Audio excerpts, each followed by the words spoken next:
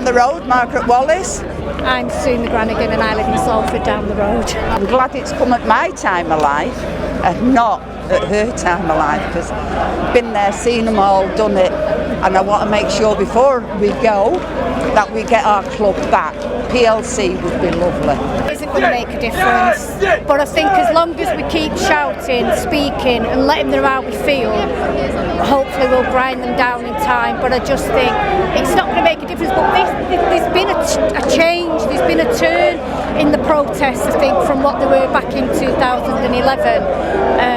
This is turning, and people are backing it up, and they're saying they're not going to stop until until they sell the club. But they're over in America, they're not here. I don't think it'll make a difference. They can send a letter of apology. I don't think it's heartfelt, because we're an investment to them, and what this club means to us, I don't think they'll ever understand. I've supported them all my life. I remember growing up and hearing the crowd shout from outside my door, and my dream was to come to Old Trafford and be a season ticket holder, and that's what I was. They're frightened of losing the cash cow. That's why.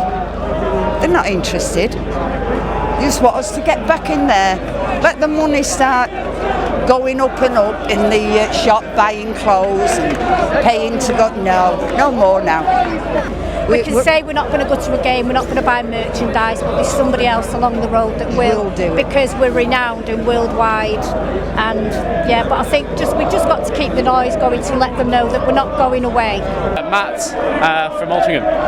I think we're being heard. I think we're definitely being heard. Whether or not it's enough for the Glazers to do something about it is a different question. But at the end of the day, if this carries on, then it's going to be harder for them to ignore. Where it's going to get them to sell, I don't know. I mean, I'm hopeful. Like I said before, I think the biggest way we're going to get them out is if we stop giving them money. And it's hard to accept, but we've got to give up season tickets. I was a member. I didn't renew it. Cancel the MUTV subscription. Stop buying stuff from the merchandise. As soon as we start hitting their bottom line, and that's why I say if we miss out on Champions League, it's not an issue, because long term it's the best thing for the club really. As soon as their bottom line starts getting hit, that's when they'll start selling up. It's annoying that it's taken a Super League for this to happen, but if that's what it's taken, then fair enough, so be it. But the Super League was an awful idea, and an idea suggested by people who don't understand football, don't understand what it means to football fans, not just the football fans at United, football fans of every club in the country. It goes wide ranging, just way beyond the top six. This is a football problem in this country. And it just shows how out of touch they are, and it's one of many reasons that they need to leave. It'll be interesting to see what happens next season with fans getting let back into the ground. But there is a momentum now, and there's been momentum in the past, but I don't think it's been momentum like this. And United fans all want the same thing, and as long as that's the case, then we've got a chance. Andy from North Manchester. Well, I don't think we're really going to get ownership of the club, but we just want voting rights, so we have a say in what happens with United, and it's just start fixing some of this stadium. It's absolutely falling down, it's rust everywhere. I'm a Stretford ender, there's moss and all sorts of stuff growing above the Stretford end, and since they took over, they just took all the money out, put nothing in.